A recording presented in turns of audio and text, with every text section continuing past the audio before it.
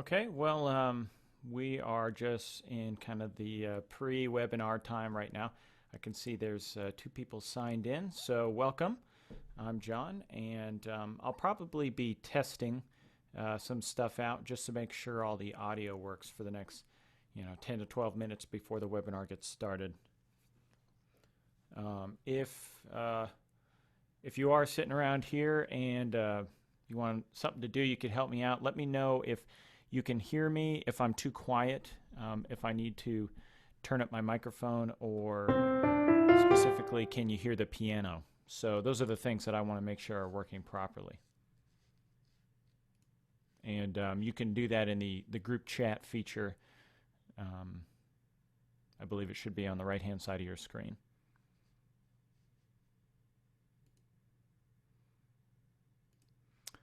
Welcome to everybody who's signing in. I see we got 6 viewers now. I was just telling some other people here that I'm going to be doing a little bit of testing. I'd love some feedback. You can do the feedback on the chat feature. I don't know. I'm not sure if this will show up in your screens here. You can. But if you could, let me know how I sound, if I'm too loud or too quiet, if I need to play with my mic levels, or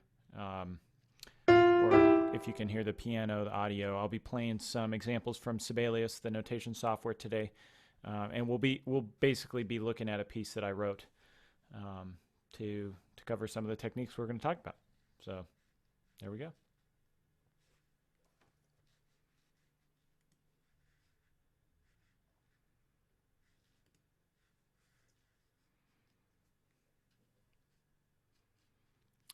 Just so everybody understands too, there's a Q&A feature that's a part of this, and this is a place where you can ask questions or leave some feedback for me. I see two people, Rui and Francisco, have already said the audio sounds good. And actually, this is not the group chat, but that works for me, asking questions. It's different from the chat because other people, I believe, won't see what you write in the questions. They'll just come to me. I'll be able to answer them, and then as soon as I'm answering them, I can select them off so that I don't end up going over the same question twice. So I don't know if the current question pops up, then I say we're done. So it sounds like audio is good, and hopefully piano's good. I think it's going to be a pretty decent webinar. These are techniques that I've been really thinking about a lot recently, and I use personally. So, yeah, no, I'm seeing that chat box right there. So those are the questions, the Q&A feature. There's also the group chat feature, and I'm not too familiar. I haven't done a ton of Hangout webinars before, so I'm not sure exactly what it looks like on your side, the group chat. But on the left-hand side, there's normally a couple little icons you can click on. It looks like a blue box, like a little blue chat box icon. If you click on that, it should open up the chat feature, and you'll be able to chat back and forth. So either one, the chat feature or the Q&A works. Also, feel free to post a question to me using the Q&A feature at any time. I may not get to it right when you post it. And depending on how many questions get asked, I may not get a chance to get to it at all, unfortunately. I've got 1 hour to do this, and then I've got to go pick up my kids, so I'm kind of on a hard timeline. Sounds like nobody's finding the chat box, so I'll stop talking about the chat box. Just use the Q&A feature. That seems to be working for everybody else. So yeah, feel free to post any questions, and really about anything. I mean, they don't have to be about the techniques we're talking about today. They can be, obviously, or they can be, about just whatever's on your mind. And I'll try to get to them if I can. I've got a presentation. I'm not sure exactly how long it's going to take, depending on what questions pop up about it.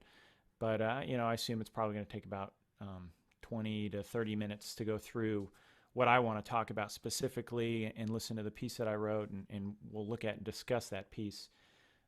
And then after that, I'll just open it up for questions. Whoever has questions for me, we can get into those. So, okay, so Francisco's saying that they can all see all the questions. So It sounds like nobody's finding the chat box at all, and it sounds like that's what we're going to use, the Q&A feature. So don't use the chat box because I don't think anybody's going to be bothering with it.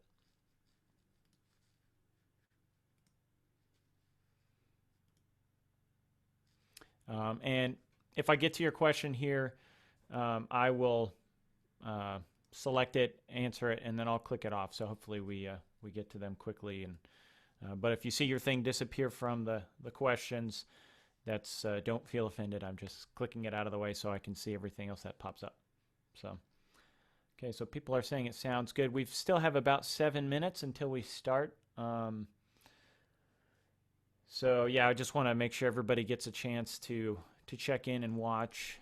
This will be posted on my website, and it's going to be available on this event page if you bookmark this, or my Google Plus page. It should always be there, and it also gets added to my YouTube channel. So you should be able to go back and watch this if you'd like. And I'll probably edit all this preamble out of it, so it'll just start right at when we start at 11 o'clock, so you don't have to go through me chit-chatting.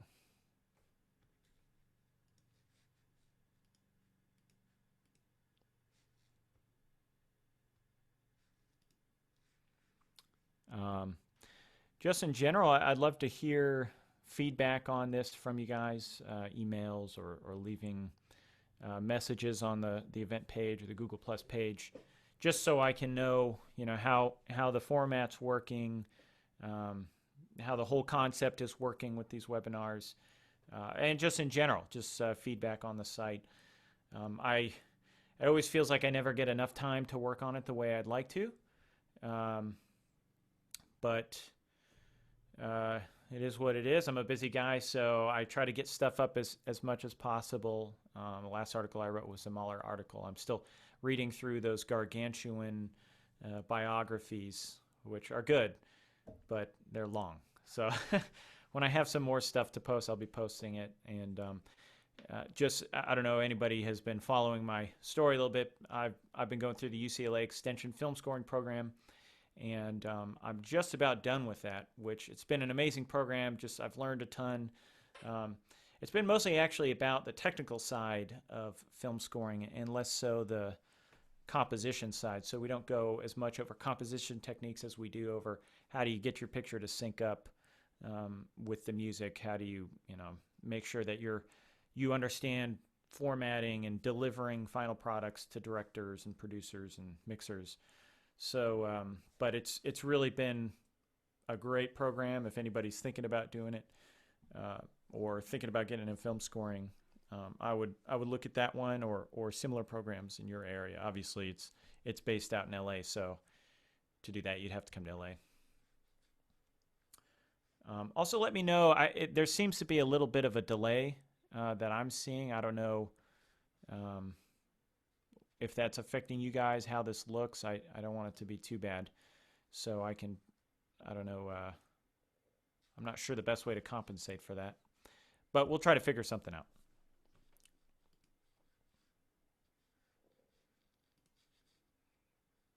Let me see if I turn my camera off for a second, if that helps it.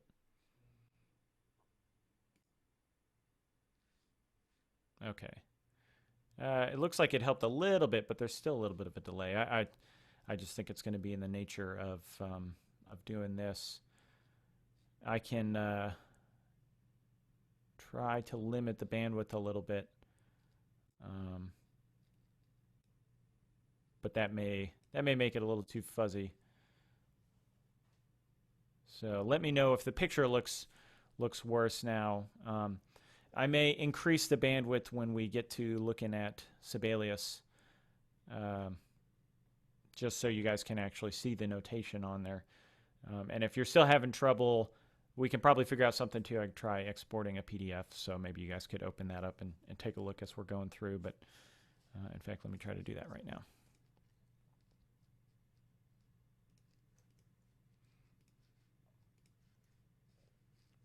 If you're just joining us here, we're going to be starting in about 3 or 4 minutes. And I'm just doing some last minute, checking on things, checking make sure audio, videos is good for everybody. I've had a little bit of a delay, a little lag in audio and video here, so I don't know if everybody else is seeing that same lag. I'm seeing it on my end, which doesn't make sense. I think I'd be seeing the best stuff, so I don't know. We'll see how it goes. I am going to try to post a PDF of the example piece that I wrote for this. It's going to take me a minute to get that up there. But this piece is, it specifically goes over the techniques that we're going to be talking about. So I think it'll be beneficial to see this in connection to actual, like a full written piece of music instead of just kind of these techniques floating out on their own. So, so yeah, let me get this up on my site real quick. I'll just upload it.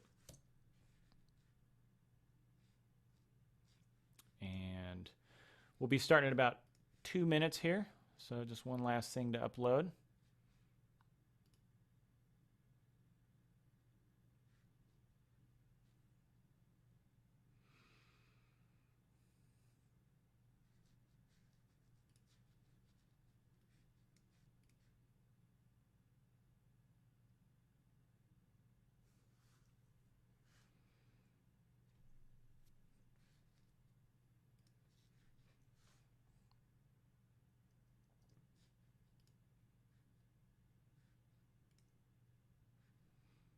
Okay, we're about 1 minute out here from starting. Just want to make sure everybody gets a chance to get in. We got about 30 people watching right now, so that's pretty exciting. Hello, welcome to everybody. So let me just get this last thing up here.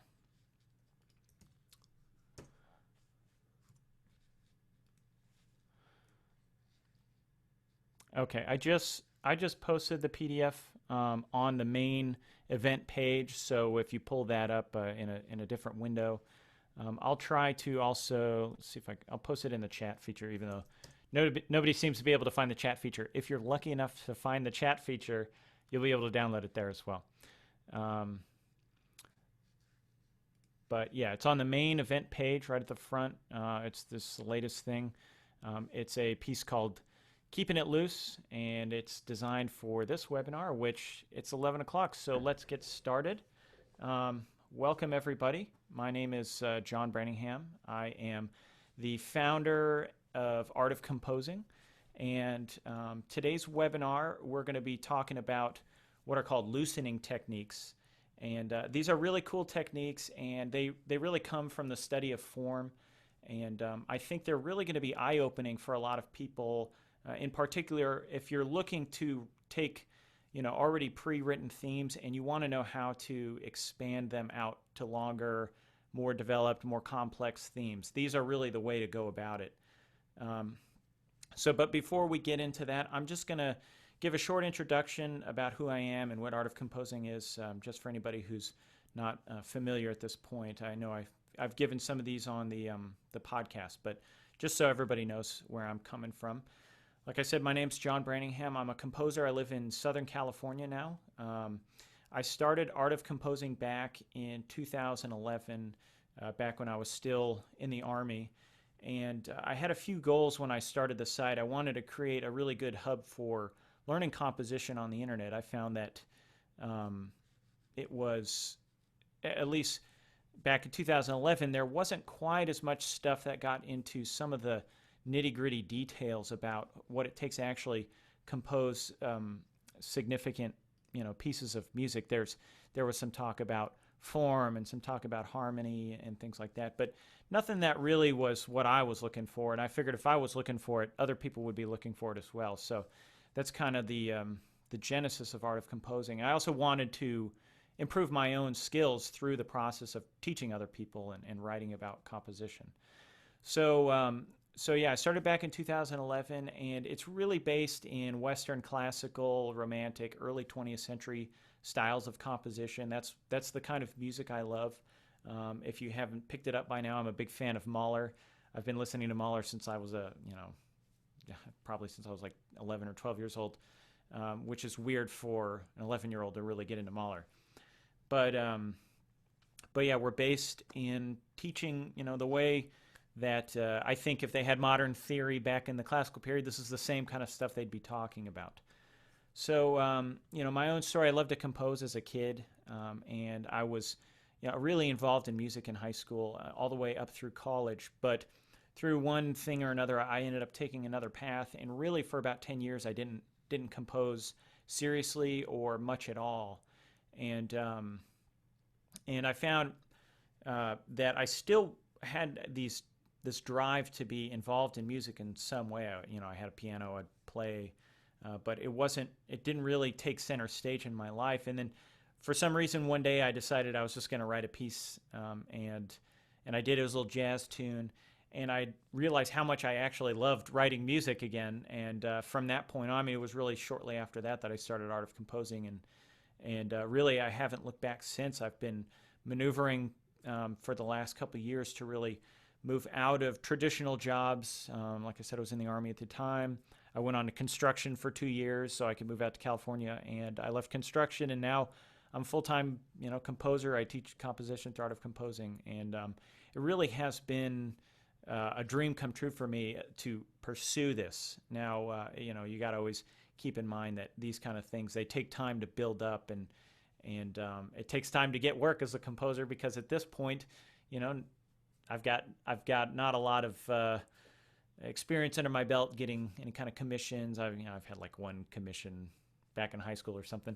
I've done some short films at this point now, going through the UCLA program, and actually I got invited to a film festival here in Hollywood because the film I did had an honorable mention, so that was kind of cool. So needless to say, it's been really kind of a life-changing couple of years for me, and I just kind of want to pass that along. I know a lot of people are real passionate about music, and it's a little bit scary going into music in this world, because it seems like something that unless you're Taylor Swift or another pop star, you're not going to make a lot of money. But there's money to be made out there for professionals and for people who really know what they're doing. So that's basically my story. One other thing to mention before we get into the loosening techniques also is Composition 201, Module 1 is available now on the site, and it goes into more depth on what I'm talking about today. So the loosening techniques is just one of the lessons in the first module. I also go into depth on melodic development, which is a big one.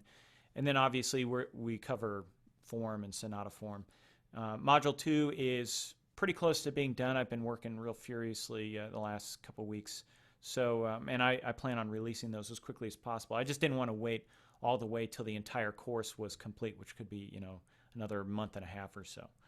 So that's basically that. If you're interested in joining the Academy, you can just go to artofcomposing.com/join. It'll take you to the page, and you can see exactly what it's about.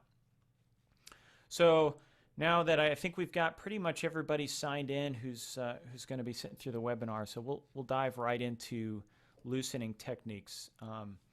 So the reason I call this techniques for expanding your compositions is because I really think of the mindset of creation versus the mindset of development as two different things, two different steps in composition.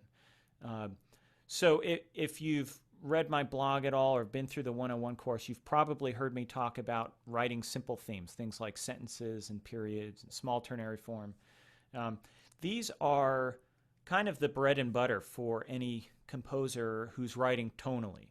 So obviously, since the 20th century happened, there's lots of other ways to write music. But what we're talking about really is how did Mozart, Beethoven, Chopin, Mahler, Ravel, how did these guys write the kind of music that they wrote? And what they had these standard formal ideas to lean against, and those are the things like writing two-bar basic ideas. And they may not have called them these things. I do want to point out that a lot of the names that I use are modern theory. They had maybe ideas like everything was called a period back then. There was no such thing as a sentence until Arnold Schoenberg pointed it out and labeled it a sentence. But that doesn't mean that it doesn't describe the theory, and it's not similar ways to the way they were thinking back then. So I do want to set up this dichotomy of there's a creation period, and those are the periods where you're writing the simpler themes. You're getting your ideas out there. I love this concept of phrase storming, where you just sit down and you're like, I'm going to write a bunch of 2-bar basic ideas, and I'm just going to try to get new ideas down. I'm not going to worry about where those ideas are going to go. I'm not going to try to filter them in the early stages, because really when you're in the early stages of composition, it's difficult to have value judgments on what you're writing. Sometimes I'll write something and I'll just be like, that is just the stupidest, simplest thing I've ever heard. I'm embarrassed that I even came up with it. And then I'll come back a day later, I'll be like, actually that's not a bad idea. Maybe it just needs a little bit, one note here, and it makes a little bit better sense. So we want to separate these out. Now, I do remember this quote by Arnold Schoenberg, which is in his Fundamentals of Musical Composition book, which I recommend for any composer to read. It's kind of really eye-opening. But he's got this quote about what a composer actually does when they envisage their composition. He says, a composer does not, of course, add bit by bit as a child does in building with wooden blocks. He conceives an entire composition as a spontaneous vision, and then proceeds like Michelangelo, who chiseled out Moses out of the marble without sketches, complete in every detail, thus directly forming his material. Now, I remember when I read this the first time, I was like, well, that doesn't sound like me at all. I don't think I've ever really imagined an entire composition in a flash of genius, all in 1 second, and then chiseled it out of musical marble without messing up or going backwards on anything. And I don't know if, I think he had a tendency to say things which he wished were true and not necessarily the actual truth. But a little bit further down the page, he does acknowledge that beginners aren't capable of doing this. And he says, hence he must proceed gradually from the simpler to the more complex. Simplified practice forms, which do not always correspond to art forms, help a student to acquire the sense of form and knowledge of the essentials of construction. It will be useful to start by building musical blocks and connecting them intelligently. So I like that he acknowledged that we have to build up to these abilities that we look up to. We look up to these monuments of composing, guys like Bach, guys like Mozart, Chopin, Mahler, John Williams, James Horner, the guys that we love. And I know James Horner just passed away, if you're not familiar. He's an amazing film composer and died in a plane crash, so that's why he popped into my mind. But nonetheless, we look up to these guys and we hold ourselves against what they can do, but the reality is we can't do what they can do yet. They have spent their lifetime already building up these skills, and yeah, they may be able to imagine what an entire composition looks like in a single moment and get that inspiration. But then when they actually sit down to compose, I think it's a lot messier than what Schoenberg says here.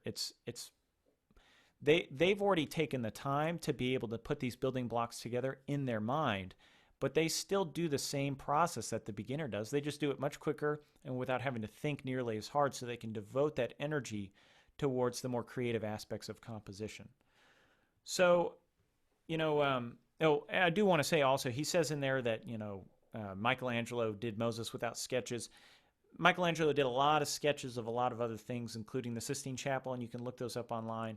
All the great composers have some sort of sketching that they do, whether it's just to remember ideas, or guys, once again, like Mahler, you can actually download his sketches off IMSLP and check them out. I mean, they're full 4 or 5 staff sketches of his symphonies, and he would piece them together. So I want to dispel some of these romantic visions of what it means to be a composer.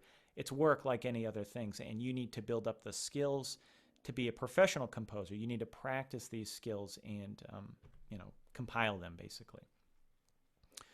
So part of this then is being able to come up with a simple theme. I'm not going to cover that in this one because that's something covered in a lot of other videos and lessons that I do.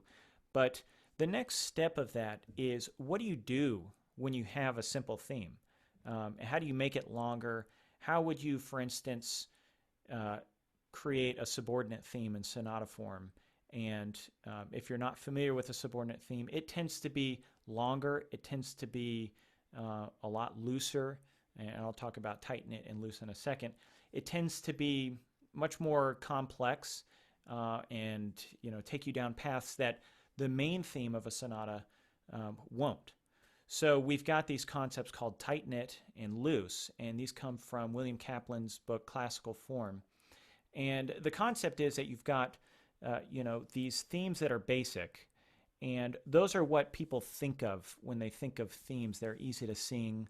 The example that I use in sonata form is the same I use in my book is Beethoven's Piano Sonata Number 1. It's that one. And let me know if everybody heard the piano cell. I think I've gotten feedback on it, but if you're not hearing it, shoot me a line in the questions. But it's these basic, really clear, really well-established themes. But then the next step normally in a sonata form is that you move on to, you go through a transition period, and then you move on to what's called your subordinate theme. And the point of the subordinate theme is to help you establish the subordinate key. So one of the main features of sonata form is this juxtaposition of the home key, the main thing, the thing you're starting in, with a subordinate key, which in that case is A flat major. And you've got to be able to establish this A flat major as just as strong, which is a tall order because, I mean, if you're starting in F minor and you're going back and forth over and over again, people are going to have that in their ear. So how do you actually go about establishing this A flat major as just as strong as the F minor? Well, the way we do this is by making the theme longer and making the cadences stronger. And we do this through loosening techniques. So specifically, we're going to be talking about two loosening techniques in particular here, although I may hit on some others. But I've really focused on two, and they're really the main two that can allow you to compose longer things, and they're called extension and expansion. Hence the name, how to expand your compositions. So before we dive right into that, what I'm going to do is I'm going to share my screen from Sibelius, and you guys can actually see and hear the piece that I wrote. So let me pull that up. Let's see, make sure it's presenting. So hopefully everybody can see this right now. I believe it is on everybody's screen. If you can't see the sheet music, then shoot me a line. If it's a little bit too blurry, let me know too. I recommend maybe even downloading the PDF. It's on the main event page. So what I'm going to do, I'm going to play this, and you guys can hear it, and then we'll discuss it.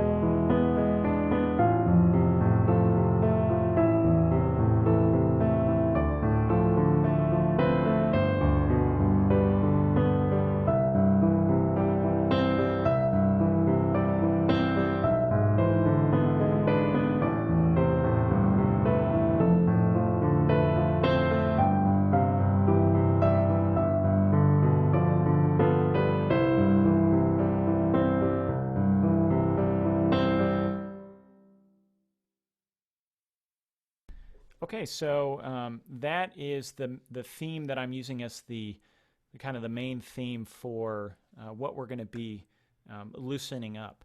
And let me just point out a couple of things here. Now, this is a traditional period. It does look a little bit longer. It looks like I've got a 4-bar basic idea. I do want to point out there is a concept of what we call real measures, and these real measures are really how do we experience? If you were to close your eyes and just listen to it, not looking at the music, I think, and this is always up to interpretation, I would think that you would see that C chord and the E chord, so those first kind of 4 bars, as a single 2-measure basic idea that's just a little bit slower.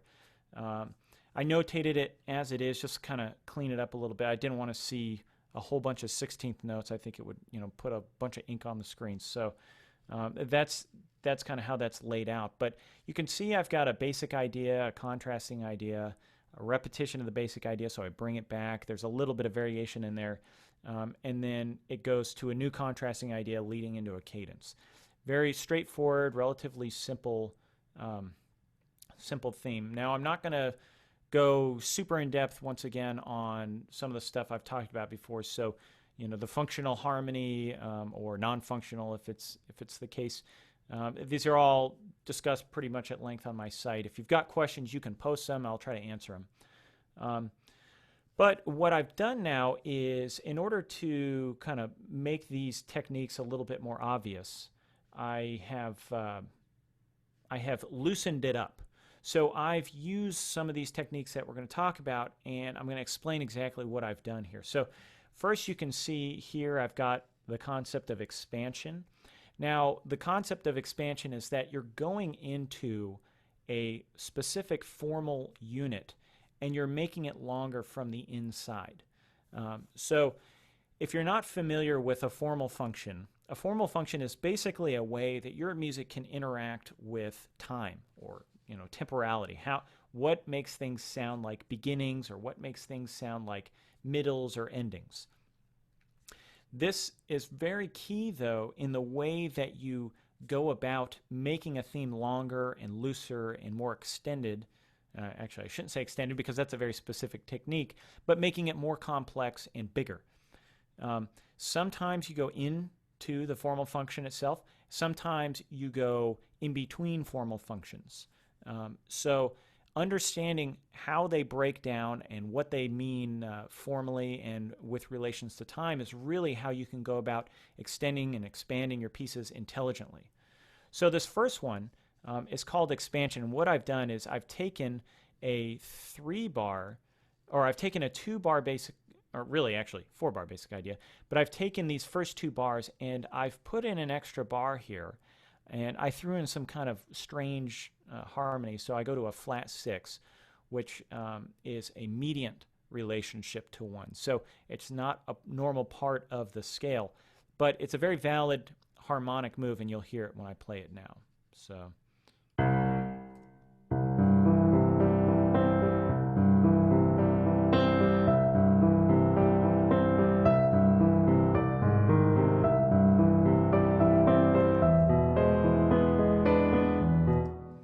Okay, so I think it's a really cool sound. You've got an augmented fourth up here above the A flat.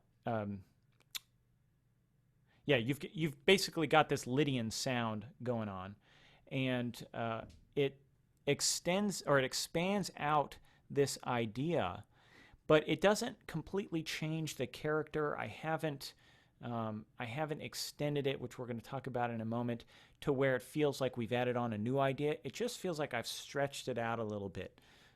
You also notice, too, just to the right in blue, I've got an embellishment. So this is one of the techniques that I talk about in Music Composition 101. You can very easily take a simple theme, a chord tone-based theme, and using techniques of embellishment, you can make it sound more developed, more complex.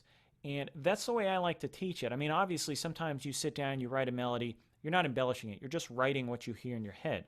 But these techniques, a lot of times, what you hear in your head are actually just techniques of embellishment over simple chord tone melodies. It's always funny when somebody says, I wrote a melody, but there's no chords to it.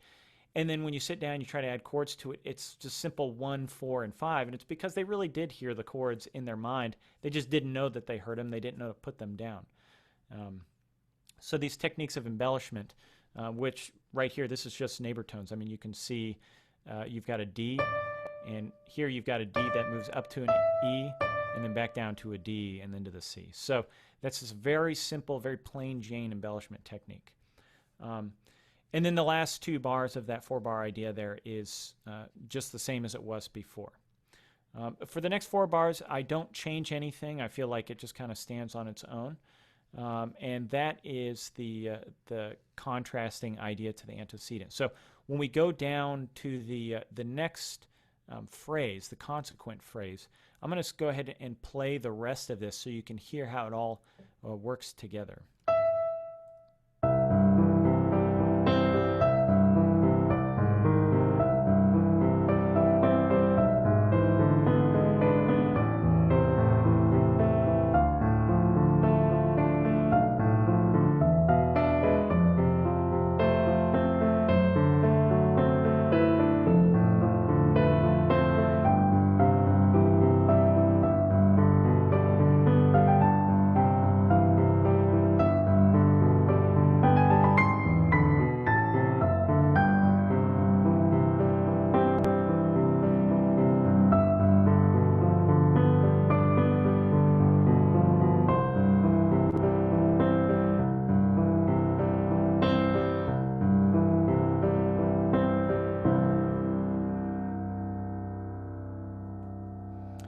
Okay, so now what we've listened to are a bunch of techniques that have been mashed together. And let me go ahead and talk about the next one, which is extension.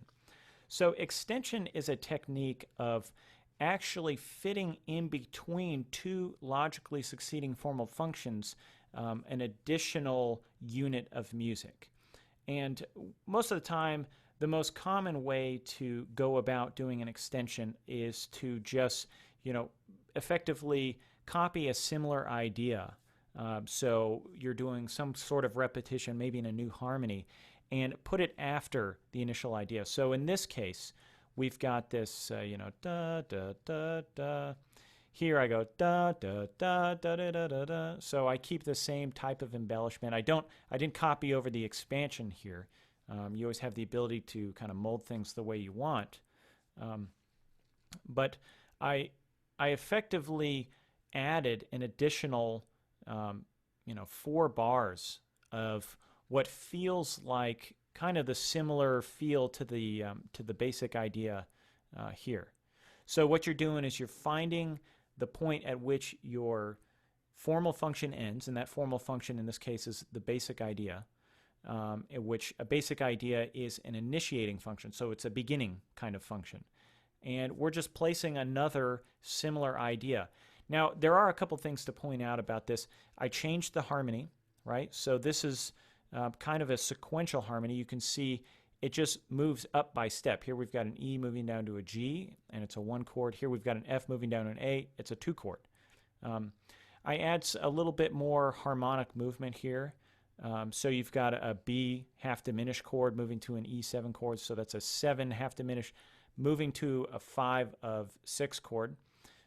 And then in this point here, this is kind of like it's a cadential tight progression, so it's a deceptive cadential progression though. Now it's not a cadential function, which really only happens at the end of themes, but it's this kind of deceptive sound, this E moving to F. It sounds really cool. Let me replay it.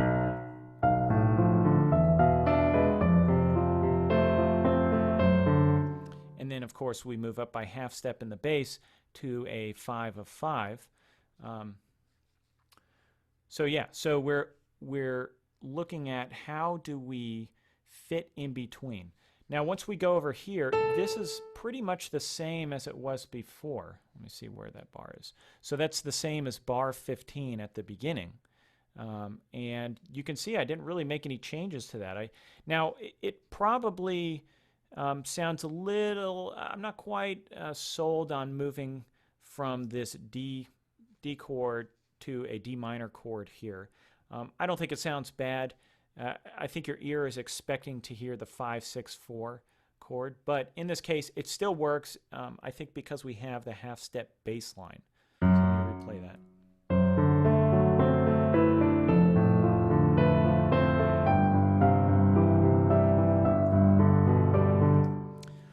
So after that, I move into the same 5-6-4, and actually let me change this because that's not a 5-7 chord anymore.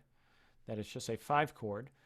You'll notice that I changed this to just a 5 chord because I felt like if we had the 7th in there, so this, it would be a little too strong. It would say, okay, we are ready to cadence at that point. But before we cadence, we have what we call an evaded cadence. So it sounds like we're going to be going da, da, da, but that doesn't happen. Let me replay this.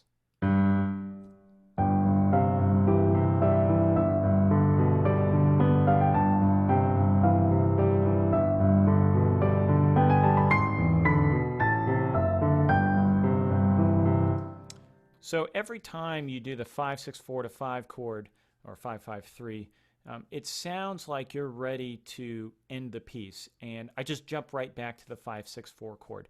It's a great way of extending out, really driving home the importance of that cadence. Because at this point, let's say that your home key was originally A minor. If you were to write a main theme, right? And then the subordinate theme, in this case, would be C major, which would be the mediant chord in A minor. And we're trying to establish this C major as the main tonality for the piece. In this case, going over that 5-6-4 to 5-3 sound over and over again.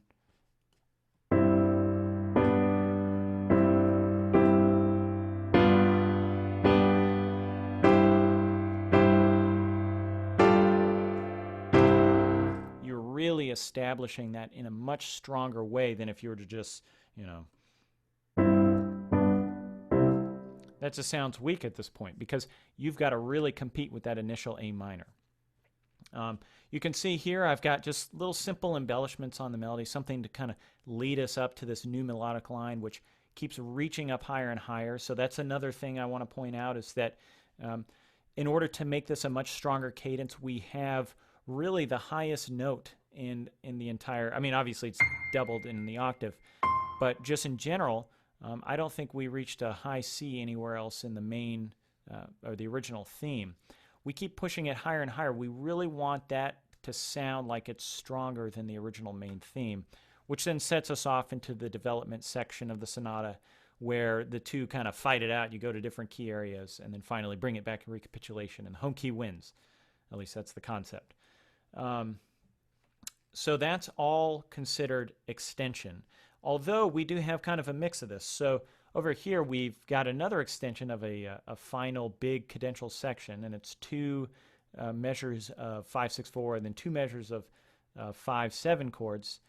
However, that is a mix, so we've extended by adding on an additional cadential unit, but we've also expanded it. We've made it longer internally. So that's the difference, and that's the dichotomy of extensions and expansions. And then one other thing to point out here, to make this a little bit more like it's going to be the last one, I've got this little progression here where you go from the 5 of 6 to 6 to the 5 of 5 to that 5-6-4 chord. It's just a little kind of a stronger bass line to really let you know and drive it home. This is going to be the end of the piece, and or this is at least going to be the end of the theme. Get ready for it. So actually, I take it back. So here's the climax point. So the E, that high E up there. No, maybe not. I don't know. I'm all confused. So, and then one last little expansion here at the end. I just kind of expand that out, that arpeggio at the end, to help dispel some of the momentum that we've built up. So you've got to think about your compositions in terms of energy level. Sometimes your energy level, you want it to be really low. You want it to feel like maybe there's a little tension under the surface that's not coming up. Sometimes you want the energy level to just explode. You hit some really loud chords, some really fast movement. But you always have to be thinking about the energy level of your piece. And in this case, we've really built up a lot of energy. Melody keeps going up, the chords are getting stronger, the harmonic rhythm gets slower, and then we've got octaves. I mean, it's a big buildup. And we need a little time to decompress. And one of the best ways to do that is through either expanding that final chord and kind of slowing it down. You see I've got a writ here, or through what are called codettas. And a codetta is basically just post-cadential kind of cadence sounding things. So you may hear something like,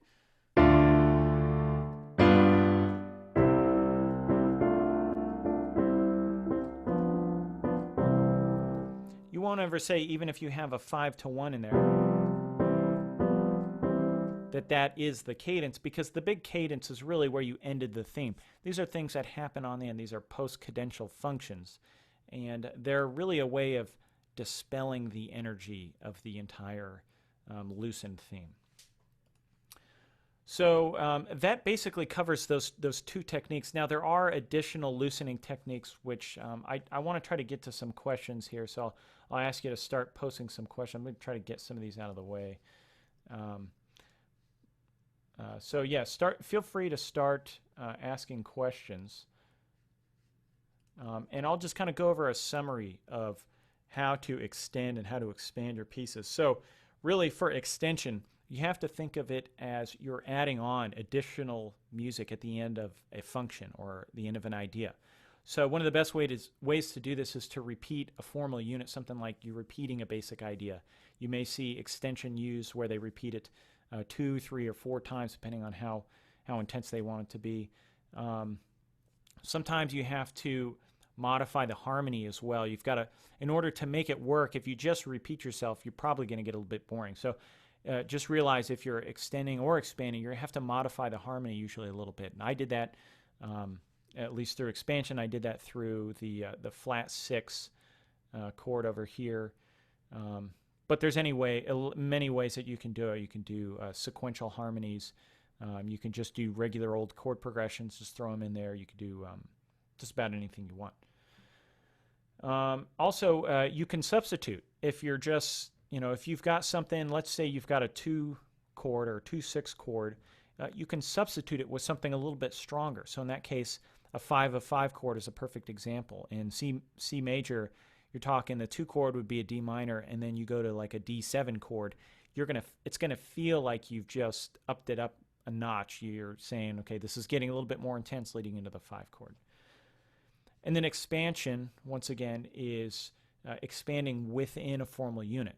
So you've got an idea, and you're not tacking on something to the end afterwards. You're going actually inside and stretching it out and trying to figure out how can I add more material without actually changing the total function of this thing, and without making it sound like it wasn't before. So you want to it's a balance between being nuanced and getting your point across. One of the things also I want to point out with expansion is you can always use augmentation, and if you're not familiar with augmentation, it's a melodic technique where you're basically doubling the note values. But you have to be careful if you're using that only to expand, because it can just feel like you're losing momentum at that point. And in something like a subordinate theme, you may not want to lose the momentum. You may want to keep it up to give it that power. If you just go about the process of augmentation, it can make your piece feel like you've bogged down a little bit. So sometimes you've got to get a little bit creative with the melody. But overall, it's a very useful technique. They're both very useful techniques. Now, there are some other techniques that I'm not going to go into this. I do cover them in the 201 course. Things like interpolation and kind of what's the difference between interpolation and extension. A lot of times they're a little bit confusing. Compression, where you're basically reducing the size of things. You've got functional redundancy, which kind of goes hand in hand with extension.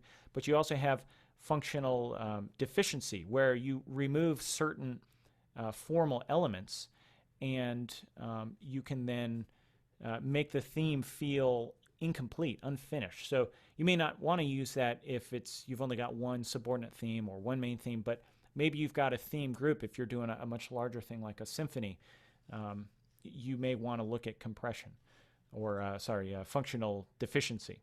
So I go into all these techniques in the course. Let me go ahead and stop the screen sharing at this point.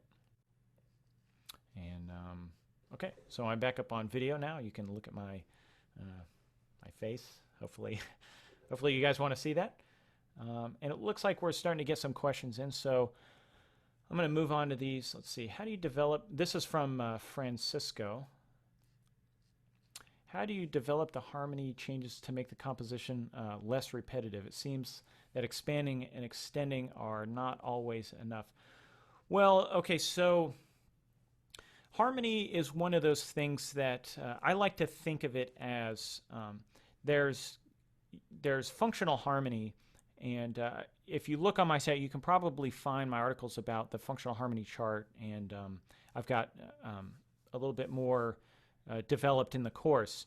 But I like to look at functional harmony sometimes as like waypoints or flag posts on the overall path. So you may say that one always goes from left to right. You always start at 1, you always move towards 5. But a lot of times you can fit in additional harmonies, and understanding how to modify the harmony and still keep the original idea as a solid idea is a very fundamental skill. So in this case, obviously, I moved in what's called a mediant relationship. I moved from that 1 chord to a flat 6 chord, back to the 1 chord. Those kind of movements, it's called a neighbor harmony. Another very common one is moving up to a 4/6/4 chord.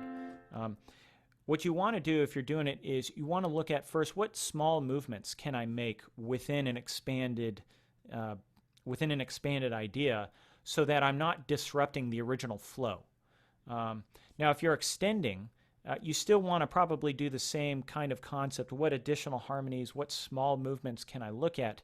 But you may also want to look at changing where you're anchoring your harmonies. So in the case you can see in my original extension, I went from a one, like having one basically as the tonic, right? Where I went from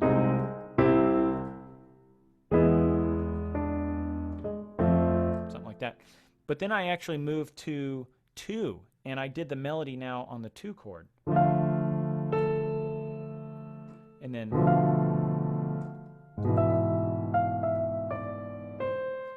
so I kind of shifted the whole concept up. Instead of just saying I'm going to do a 2 chord, I added a little bit of additional harmony, but I changed where mentally I was anchoring the harmony.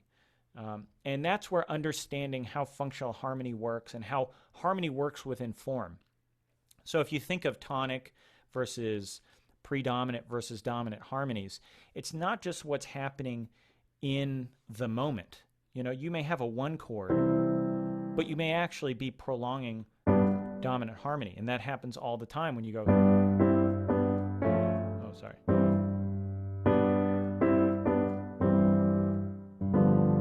Right? That whole time, what you're really hearing is this with a little bit of bouncing back and forth. I was prolonging the dominant harmony. I was anchored in the dominant harmony.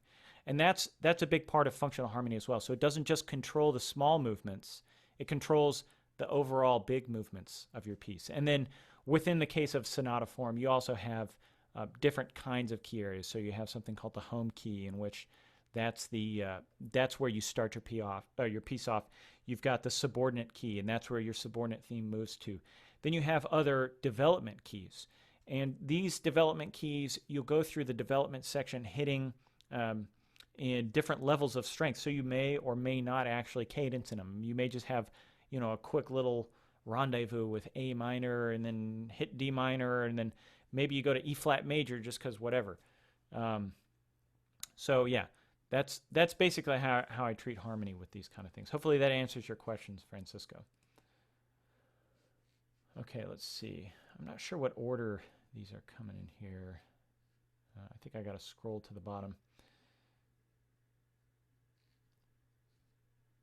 Okay, this is from Gnome. Would you put the extended, expanded theme at the beginning of a piece or at the recapitulation? You can, so if you think about what's the purpose of each theme, you know, if you're talking very traditionally kind of textbook sonata form, you could very easily just have a simple main theme at the beginning. But it's also very common to mix it up and have an extended theme at the beginning, or an expanded, you know, using all these loosening techniques. But more often than not, if you're looking at traditional sonata form pieces, you're going to see a tight-knit theme at the beginning. And the whole reason for that is you want to get people's attention quickly, and you want to state your musical case quickly. So you want to get out your main melodic ideas, your main motivic, main harmonic ideas really quickly and succinctly. And a tight-knit main theme is really the best way to do that. You know, the example, once again, that sonata in F minor.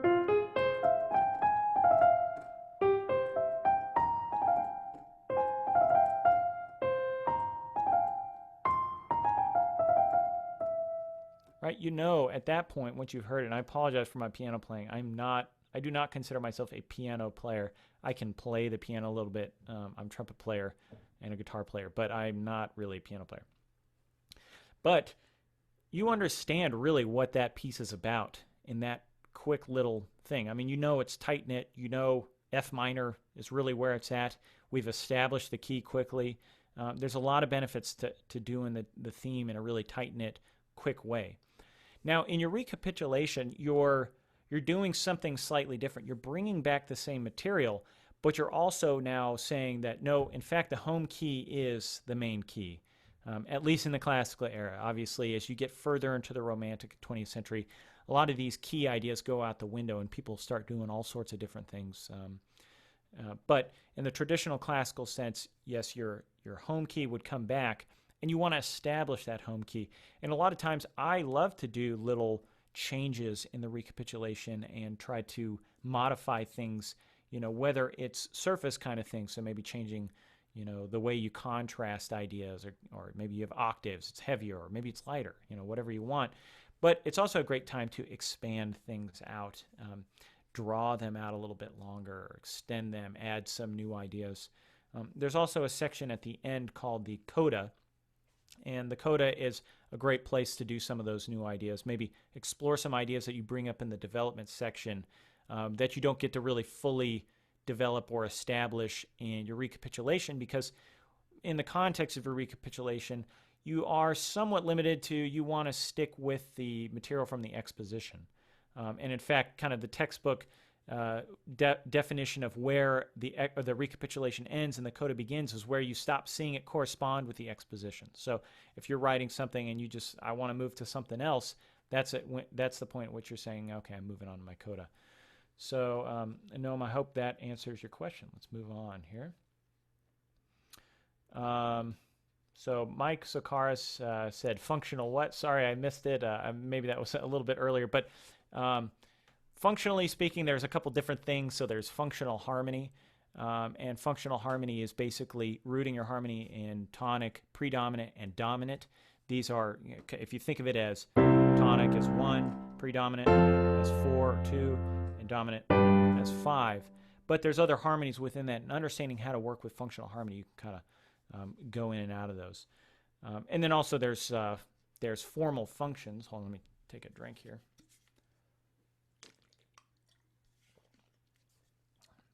And formal functions are just ways of relating to time. That's the best way to do. So function of presentation within a sentence is a way of relating to the beginning of a piece. The function of continuation is a way of relating to the middle, and the function of cadential is a way of relating to the end, all within the context of a single theme. And there's lots of different functions. There's different levels of functions. So, you've got exposition, which is the beginning of a sonata form. But within that, you've got the main theme, which is the beginning of the exposition. And then within that, you've got maybe a presentation, the beginning of your sentence. And then within that, you've got your basic idea, which is the beginning of the presentation. So, and then I don't know if I guess your first note, which is the beginning of your basic idea, it can go ridiculously small at that point. So hopefully that answers your question about functions. Okay, so let's pick Pavi's here. Now, about establishing tonic, this concept is a little slippery to me right now. I see you extended your initial basic idea. How do I avoid abandoning tonic establishment while still extending, expanding, and embellishing for interest? Well, the best way that you are establishing tonic, and if we're talking really any theme, is you've got to think of it as, if you're prolonging a harmony, you have to come back to that harmony at some point. Now, tonic could be literally 1, or it could be 1 or 6. So if you go through the first couple bars and you're just floating around 1,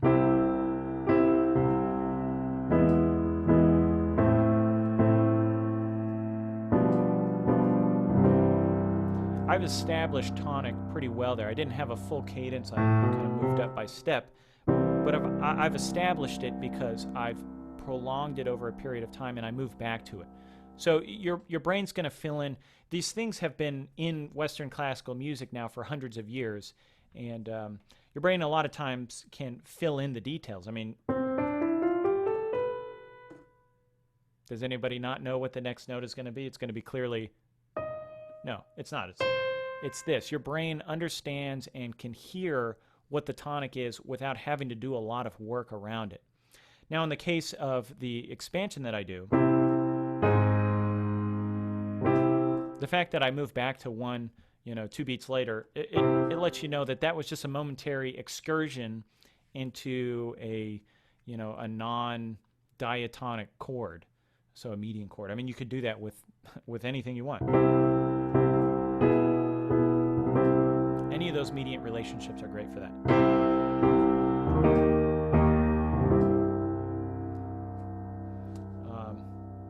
Yeah, as long as you're careful not to really get rid of that tonic before you go back to it in some sense. And like I said, you could also go to A minor, and you're still generally going to feel like you're in the same key until you start really using that harmonic minor sound. If you go to A minor, but then you go to a G or something afterwards, then you're going to know you're still in C major. Wrong chord. There we go. So, Pavi, hopefully that answers that question. Actually, you said you had a piggyback one here off of Mike's progression. So to piggyback on Mike's progression, 7 diminished 7 to 5 of 6 to 4, would that be a 5 of 6 if you don't move to a 6 chord?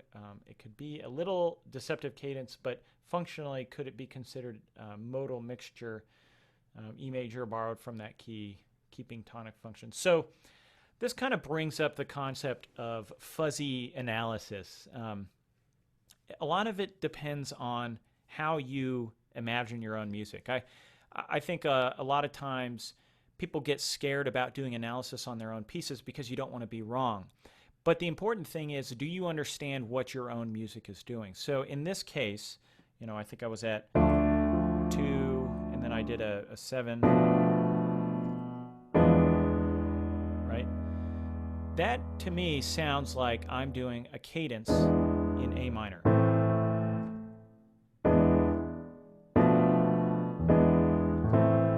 And if you ever play jazz or practice jazz, you just do endless 2-5-1s. You're just practicing that, and you kind of find that you can move from any chord to any 2-5-1, and it generally sounds good. So here's a, oh, sorry.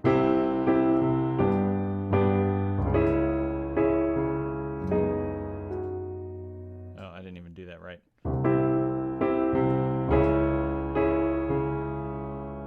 Let's see, where's the next chord? Like I said, I'm not a piano player.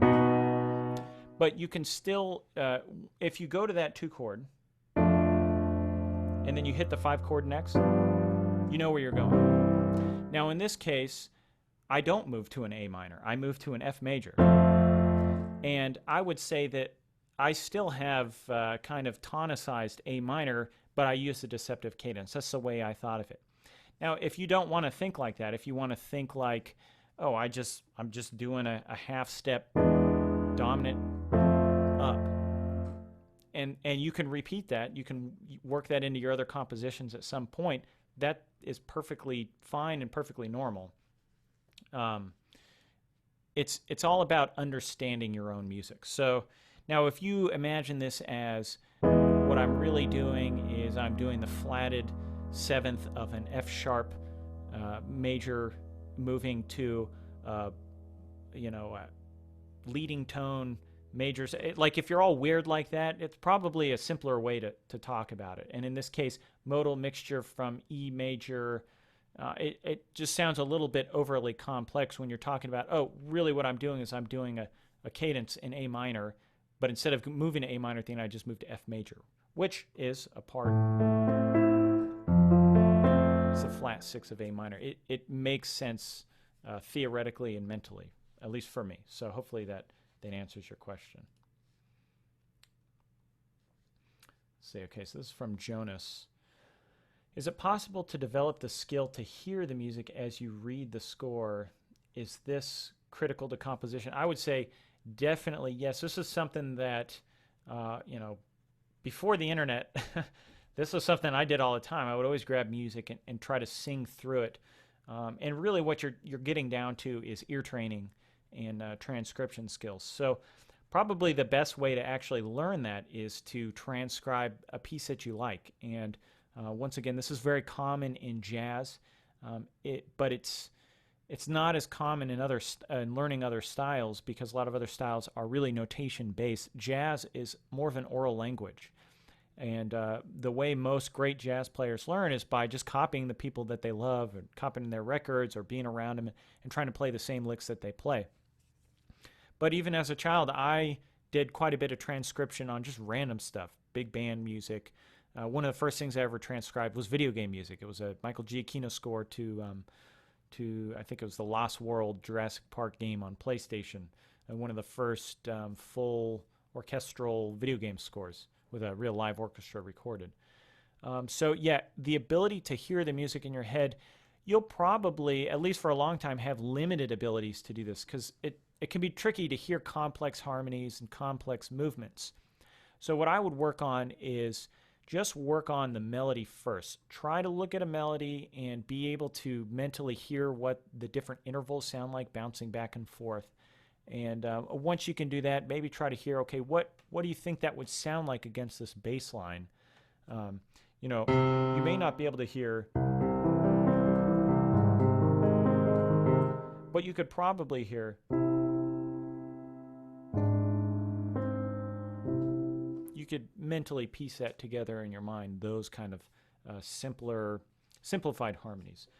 And it is a great skill to have, especially once you get into orchestration and you got to start imagining up new textures and new ways of writing your music. So let's move on here. Okay, this is from Anna. Could you explain again the core difference between expansion and extension? Yeah. So expansion, think about you're going inside and you're pulling it apart from the inside, you're expanding it, but it's still, the boundaries are the same. So the beginning still generally sounds like the beginning of it, the ending still kind of sounds like it. You're adding some new material within a formal function, like a basic idea. Extension, think of it as a single piece of music and you're adding another little piece of music on top of it. So it's like two separate ideas. So expansion, your idea gets longer. Extension, you're placing next to each other a new idea. So hopefully that explains the difference. Like I said, if you really are interested in that and you want to get real in depth into that, in my course I've got workbook exercises and I go really in depth on loosening techniques. And there will be more added too as things occur to me and I get ideas. I do like to add to the courses. I've added to Music Composition 101 since I released it in October. So hopefully that answers your question, Anna. I need a little more water here.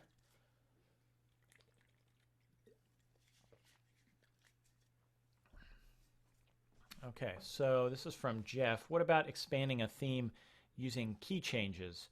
So yeah, you can I'm not sure exactly the concept of expanding just using key changes. I mean, you could change the theme by changing the key within it. You could modulate to a new area. And in fact, within main themes, that's a very common thing to do. You either end it with a half cadence or you modulate in most cases to the dominant area. So you would modulate, right? If that's kind of your starting progression. And then you would go through a little transition, but your subordinate theme would then be in this new 5 key, or this new subordinate key.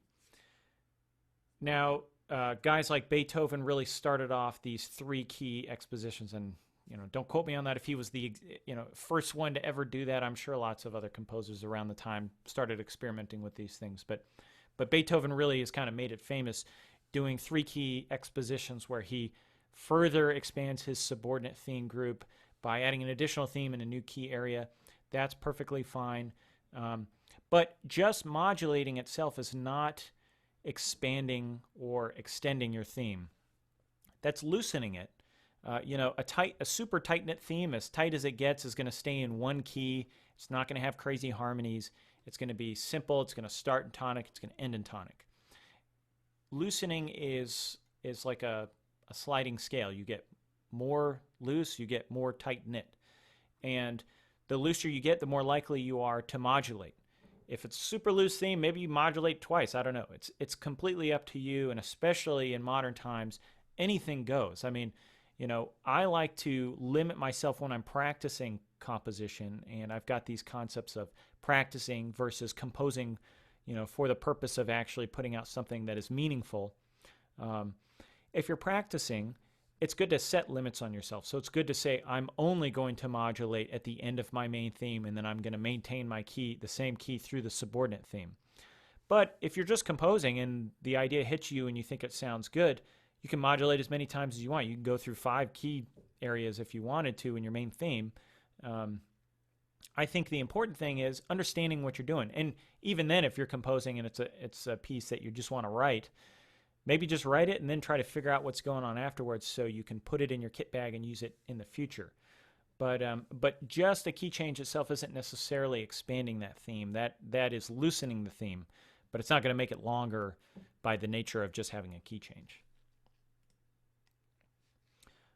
Okay, so I'm going to try to get to a couple last questions here, and then I'm running up against the clock. Like I said, I got to pick up my kids here in a little bit. But let's see. This is another one from Pavi, and apologize. I have to take another drink. My throat's feeling really dry. Okay, so Brahms' G Major Violin Sonata. Do you know it? I am sad to say I do not. Its main theme is not a tight-knit theme, definitely expanded and extended throughout. How can one extend and expand a main theme without losing the beginning feeling? Well, you know, I think I'm not a big Brahms guy. I haven't listened to a ton of Brahms. Got nothing bad to say about him. I know there's been quotes in the past that people don't like him. I don't know. Every composer is putting themselves out there when they write something. So Brahms is great. And how can you extend and expand a main theme without losing the beginning feeling? Well, there's a lot of things that go into what makes something feel like the beginning. Obviously, with it being at the beginning, it's going to feel like the beginning more or less. I mean, you're not just starting off with people hearing, you know, a whole bunch of stuff. Now, I don't know which movement this is. He may be doing that on the first movement or the last movement.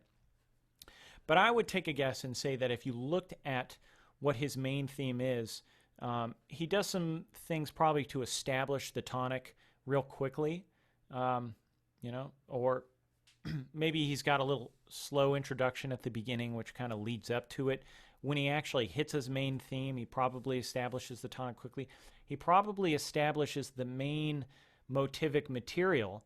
Now, I know Brahms is in particularly used as an example of somebody who's very motivically based.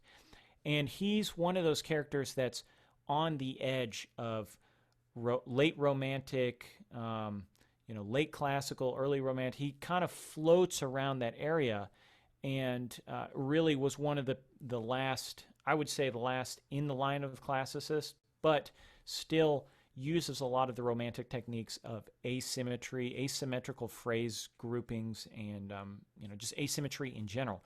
So to look at his stuff and to try to pull out pure classical ideas is going to be a little bit tricky.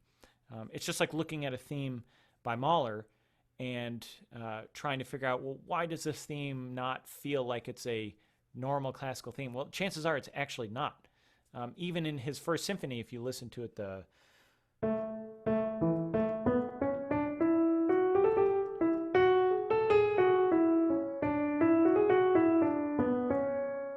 kind of feels like the end of the theme, but it's definitely not a traditional, you know, 8-bar period or eight-bar sentence. It's different. And I like to teach through the concept of classical music, and there's a lot of studies that are coming out now that use these concepts and modify them for later periods, early 20th century and romantic, and even beyond that. I mean, there's a lot of these formal concepts get carried over into atonal music, serialism. A lot of them fall away, obviously. But what I would do is, instead of trying to fit it within, you know, how is he still using a traditional main theme? What is he doing different that still makes it feel like a traditional theme? And try to dive in there and dissect it yourself. And that's a lot of times it's the best learning you're going to have, is when if you've got just an itch about some theme or some idea, and say, what is it about this theme that's making it work the way it does? Like I said, I'm not familiar very much with that piece, the G Major Violin Sonata. If you shoot me an email, maybe I'll try to look into it and see if I can give you a better answer. Okay, this is from Jeff. Is there a source of movie scenes with voice track only, no music that can be used to practice scoring? Unfortunately, there's not a great source for that. This is something that I was frustrated with before I went to the film scoring program. I would say there's a couple ways you can go about it.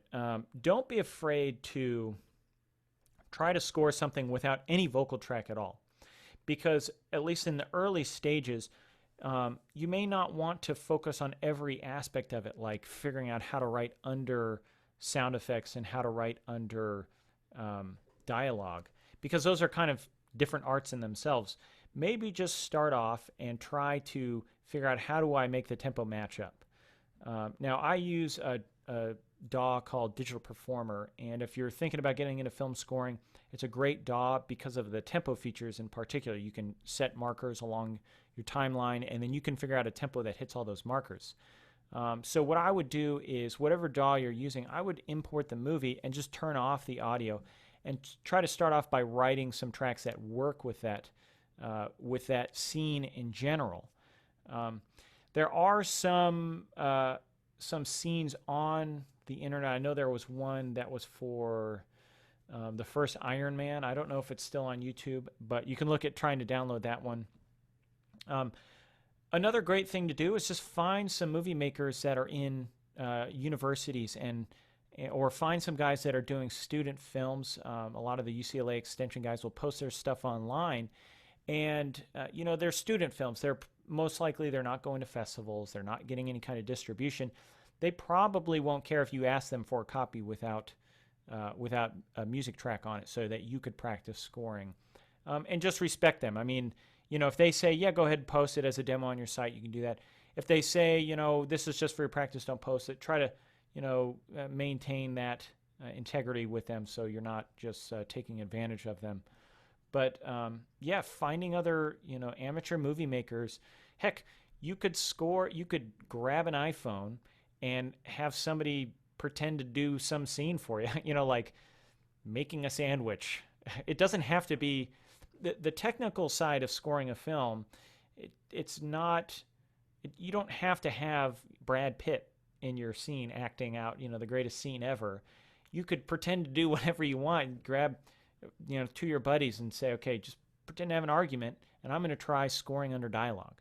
Or maybe, run a race, and then I'm going to film it in slow motion, and I'm going to do some epic, kind of track on it. Just do whatever you can to practice it, because this is the thing is, if you're thinking about getting into film scoring, there's not a lot of room for error. If you get a job and you mess up and you get your score pulled, especially early on in your career, it can really hurt you. So you want to know that if you're going into it, if it's not your best friend making a movie and he says, hey, you write music, why don't you do this?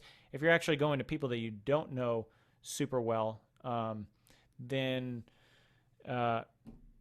it helps to practice those skills separate from when you're actually on the line. So hopefully that answers your question, Jeff. I'll see if I can find some additional resources. I mean, you can always go to archive.org, get some old silent films, and just pull out the music and write to that. But that can be kind of boring for modern people.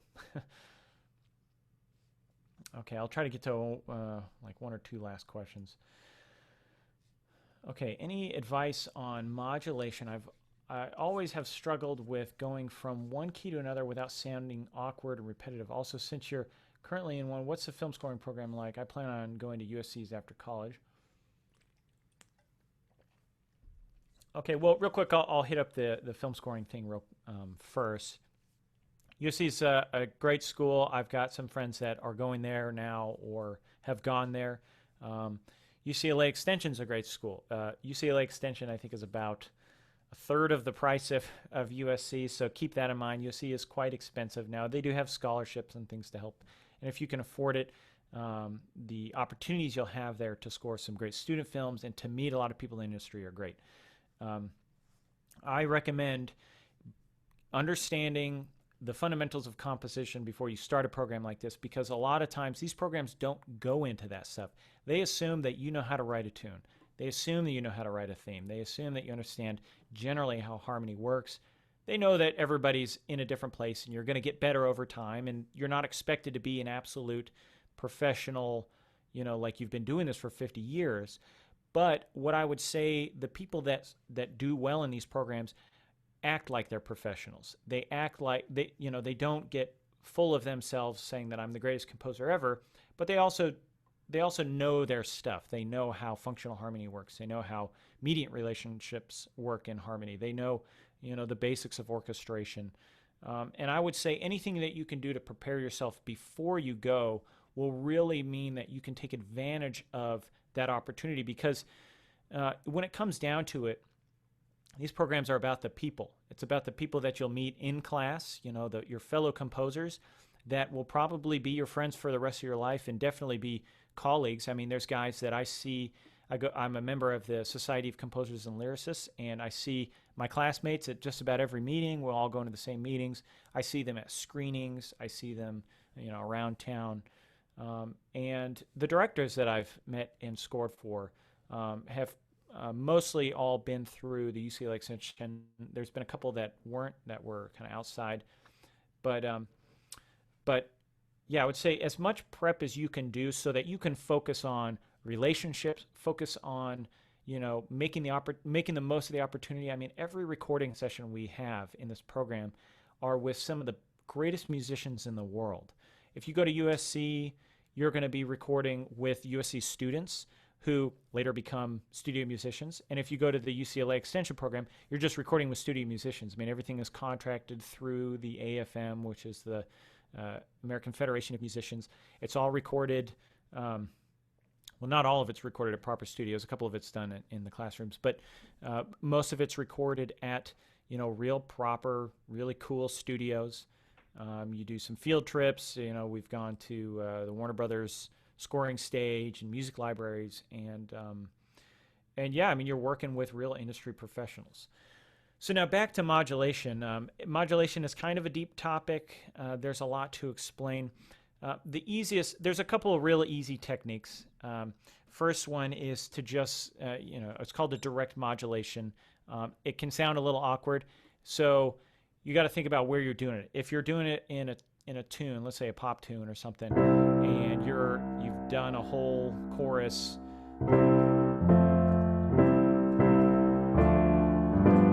That's kind of a classical type progression. It's not really pop progression.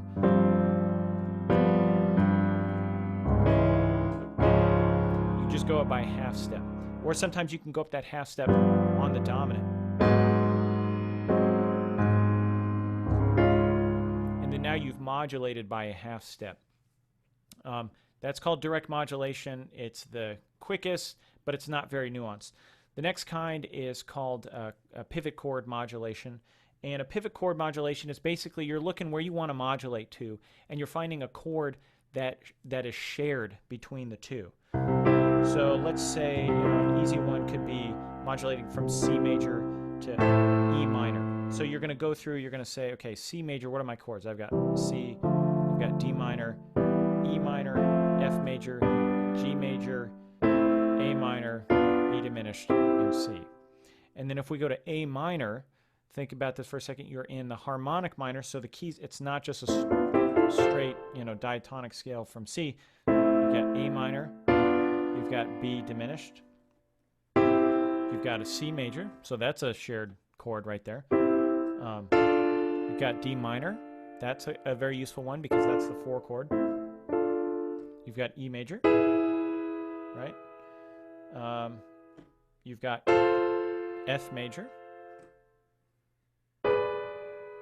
G sharp diminished, and then A. Sorry, actually, I think I've got F sharp minor.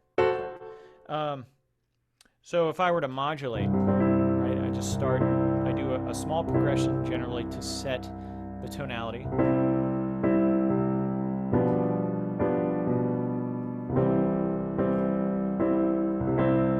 And then I need to find a pivot chord. Now in this case, we know D minor is a pivot chord.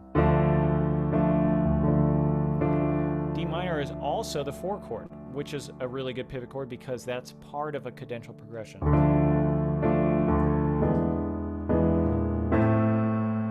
So you can see it's a very natural way to lead into it. Any of those other pivot chords would work. C major would work, obviously.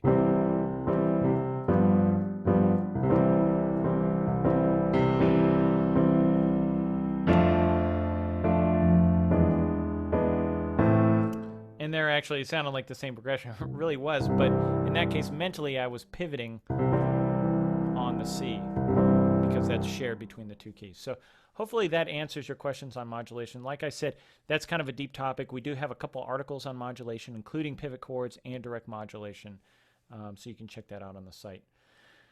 Okay. And any composition exercises you can recommend? Yes, there are lots of composition exercises I can recommend. And in fact, I have a section in the Academy called the Composer's Workout. There's a few that are free on there. And they're just little ideas. I mean, there's so many things that you can do to practice specific skills. I would recommend starting first, what's the skill that I want to work on? Modulation. You know, a great example is just write chord progressions that modulate. You know, write a progression in C, write a progression in E minor, and then figure out how do I connect those two so that it sounds smooth. If you're writing melodies, phrase storming is one of my favorite ones. You just write a whole bunch of basic ideas. You don't worry about developing them. Tomorrow you can develop one of them or two of them into a full theme. Writing themes, practicing writing just simple 8-measure themes, or taking a theme that you've already written and now using loosening techniques, you can turn that into a 25-bar theme, or pick your, set limits on yourself though. If you don't set a limit, you're not really practicing, you're just kind of floating in and out. So one of the keys is just setting limits on yourself and figuring out what are those specific skills that you want to practice. So, okay, well, I think that's most of the questions here. There's some other comments and stuff. I hope you guys enjoyed the webinar. Like I said, head on over to the Academy, just artofcomposing.com/join if you're interested in going through the Music Composition 201 course. Like I said, we've got Module 1 out. It's about, I think it's an hour and 45 minutes, about 2 hours of material plus exercises in the workbook. It goes over all of these techniques plus some of the other ones we didn't talk about here. And then I'll be releasing, the next module is going to be on hybrid and compound themes. And I haven't barely even talked about these on my site. They're cool. They're ways of mixing in elements from things like sentences and periods and mixing and matching to where you come up with new themes. I mean, one of the things is that you would think that things are just simple and he sticks to a period, he sticks to a sentence, but the reality is when you get down to it, composers are a little bit craftier than that, and they tend to like to change things up. I mean, a perfect example is a guy like Haydn. Haydn was kind of a musical jokester. He liked to play around with these concepts and modify them in ways that are just really nuanced but interesting. And you got to get back to what is the mindset during the classical period. These guys had patrons that were rich. They listened to this kind of music. This, I don't want to go out there and say this was the pop music of the day. It's not quite like that. I mean, there was, you go to a bar, you're not going to be hearing Mozart. You're probably going to be hearing some guy in like a pan flute with a lute or something by him. I don't really know what pop music was back in, 1780, but the audience that listened to this music understood the meaning of the music. They knew when they heard a theme kind of generally what to expect. And when they hear something that they don't expect, it was interesting to them. It's the same things that we find interesting in TV shows and movies. You come to expect certain things, and it's playing around with those things that really cause the interest. But you have to understand the basics first before you can play around and really mess with the ideas in a logical way that will make sense to the listener without them having to think too hard about it. So yeah, that basically wraps it up. I've got to go pick up my kids. They're being babysitted by Grandma today, so thank goodness for that. And I hope to see you guys in the future. I want to do more of these webinars, so just let me know what you thought, if it hit the right points, if you think I need to talk about some other subjects, I'd love to know. I also plan on putting out more podcasts, more articles. Like I said, I'm getting to the end of my UCLA program, and I don't have to compose nearly as much for that program now, so I'm going to be able to put a lot more effort into creating courses, creating podcasts, creating free resources. I've been thinking about a real legitimate meetup down in LA for anybody in this area if they just want to kind of hang out and talk music. So that basically covers it. Until next time, I'm John Branningham. Head over to artofcomposing.com/join and sign up for the Academy.